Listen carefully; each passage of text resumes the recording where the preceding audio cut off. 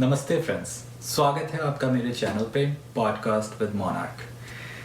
बहुत बहुत शुक्रिया आपका इस चैनल पे जुड़ने के लिए। जैसा कि इस चैनल की शुरुआत सिर्फ की गई है जो कि हमारे मोदी भक्त और जो भटके हुए भाई हैं उनको हम किसी तरह अपने जीवन में वापस लाकर उनको हम समझा सकें कि ओके, आप बिल्कुल सही नहीं कर रहे हैं अगर आप मोदी की तरफदारी कर रहे हैं या आप किसी भी धर्म से प्रभावित होकर पोलराइज्ड हैं आज के इस युग में।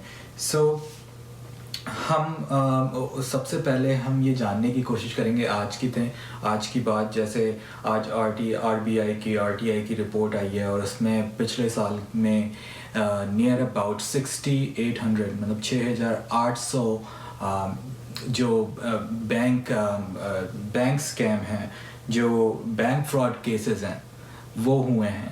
और इस सारे फ्रॉड में अबाउट 71,000 करोड़ रुपीस में 71,000 करोड़ रुपया जो है इसमें गायब हुआ है। सिर्फ ये 71,000 करोड़ रुपया नहीं है।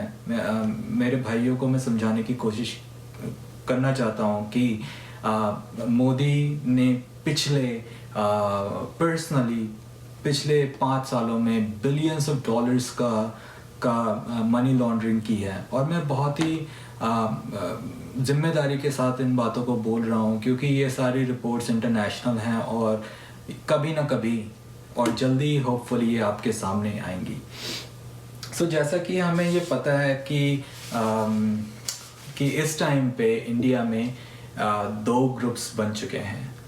एक ग्रुप वो है जो मोदी समर्थक हैं और दूसरे वो हैं जो मोदी समर्थक नहीं हैं।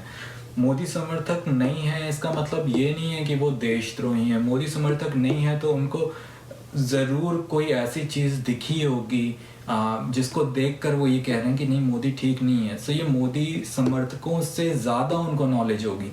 इसका मतलब ये है कि उनको तो सिर्फ अच्छाई पता है, जो अगेंस्ट में है उसको अच्छाई भी पता है और उसको बुराई भी पता है, तब वो उसकी बुराई कर रहा है। अगर हम मोदी समर्थक हैं तो सबसे पहले हमें इतना ओपन होना पड़ेगा, हमें दूसरे लोगों को भी सुनना पड़ेगा, समझना पड़ेगा कि अच्छा हम आज के डेट में क्या कर रहे हैं। लेकिन अनफॉर्चुनेटली बहुत मुश्किल है। आपको पता है भक्ति हैं।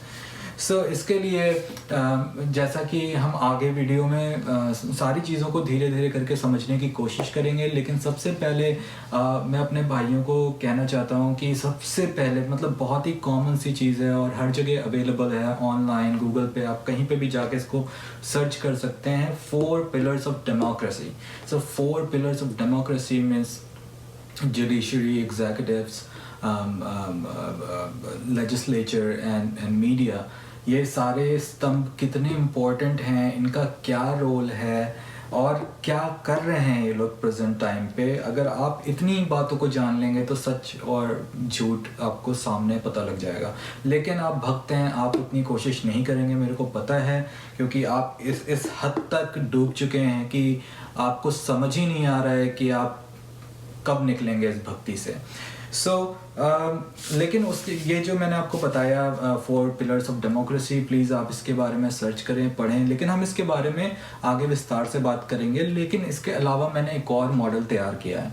मैंने एक और मॉडल इन्हीं सारी चीज़ों से जुड़ी हुई और थोड़े अच्छी तरीके से हम समझ पाएँ इन सारी चीज़ों को। मैंने एक और मॉडल तैयार किया है जिसमें हम बहुत सारी बातें करेंगे अनएम्प्लॉयमेंट के ऊपर, फार्मर सोसाइटी के ऊपर, पॉलिटिकल एंड गवर्नमेंट स्ट्रक्चर के ऊपर, justice, social bond, internal and external security, बहुत सारी चीज़ें, बेसिक अर्थशास्त्र, स्टॉक मार्केट। ये सारी चीज़ें इतनी ज़रूरी हैं भक्तों को समझने के लिए कि अगर वो नहीं समझेंगे वो भक्ति मोड से कभी भी बाहर नहीं आ सकते।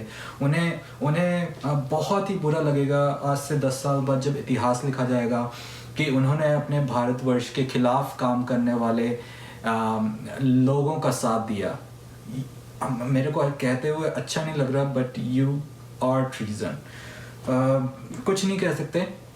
चलिए, बात अलग है। हम और भी गहराई में बात करेंगे, हम भगवान की भी बात करेंगे, हम इंसान की भी बात करेंगे।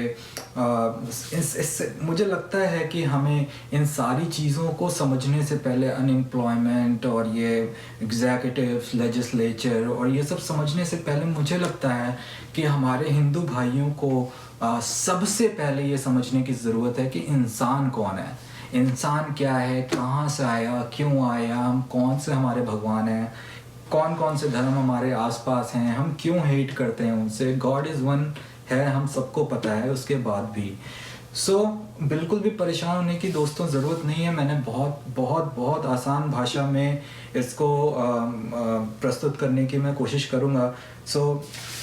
जो सबसे पहला पार्ट है इसमें मैं ज़मीन की बात करूँगा कि ये ज़मीन कहाँ से आई। हमारी ये जो ज़मीन है ये इस पे हम इंसान रहता है, तो सबसे पहले हमें ज़मीन के बारे में जानना पड़ेगा। ज़मीन क्या है, कहाँ से आई, और जब भगवान आए थे लाखों करोड़ों साल पहले, तब वो ज़मीन अभी की ज़मीन क्या सेम है। हमें इन सारी बातों पे ध्यान देने की ज़रूरत है। इसके अलावा हम जो दूसरा होगा इंसान को समझने के लिए, इसमें हम कुछ एक्चुअली मेजर टाइमलाइंस की बात करेंगे।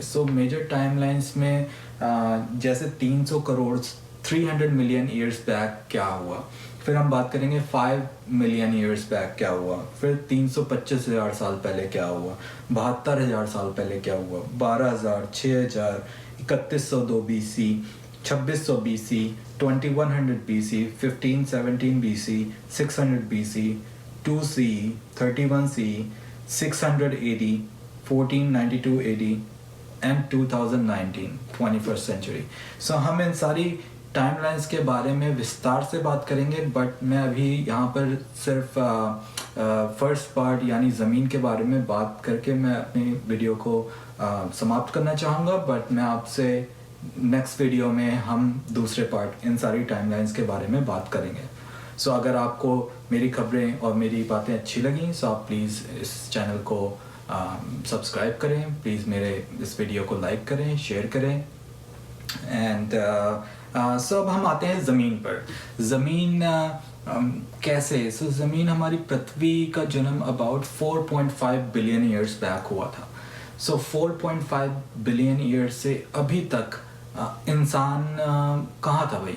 हमारे हिंदू धर्म में लिखा हुआ है कि करोड़ों खरबों साल पहले भगवान आए फिर कहाँ चले गए, और जहाँ आए थे वो जगह कहाँ है।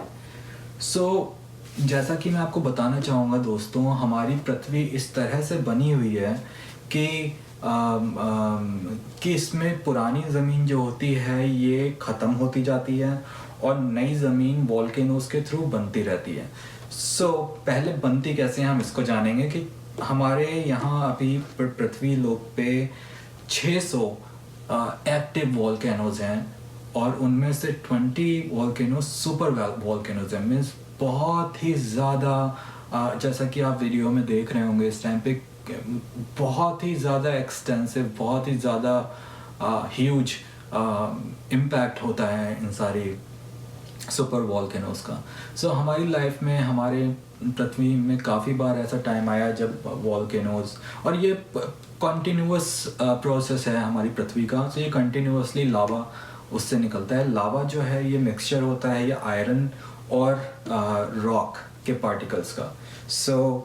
उसी तरह ये जब लावा ऊपर आता है तो नई ज़मीन बनती है। अच्छा, पुरानी ज़मीन ख़त्म कहाँ होती है? अटलांटिक जो महासागर है उसके बीचों बीच में नीचे बहुत ऊंचे ऊंचे पहाड़ हैं समंदर के अंदर, जिन्हें हम मैरियाना ट्रेंच भी कहते हैं। और इस ट्रेंच में पुरानी ज़मीन अंदर जाती है और फिर वापस जाके वो लावा बन जाती है और नई ज़मीन फिर बनती है। ये प्रोसेस है। जो करोड़ों खरबों साल पहले की जो हमारे पास ज़मीन थी दोस्तों, वो तो अब बची ही नहीं। वहाँ जो भगवान आए थे वो तो अब है ही नहीं। हमें बहुत ही बारीकी से अपने हिंदू धर्म के बारे में समझना पड़ेगा, सोचना पड़ेगा, और ऐसे ही हमें किसी के सामने ऐसे नहीं बोल देना पड़ेगा। हम इसके बारे में गहराई से जानेंगे। मेरे अगले वीडियो में हम जानने की कोशिश करेंगे कौन है हमारे भगवान और अभी कहाँ हैं, क्या हैं। हम पूरी इसकी गहराई तक जाएंगे, हम भगवान तक ज़रूर पहुँचेंगे दोस्तों। आप प्लीज़ इस वीडियो को ज़रूर देखें, मेरे चैनल को लाइक करें। Podcast with Manav. Thank you very much and have a good day. नमस्ते।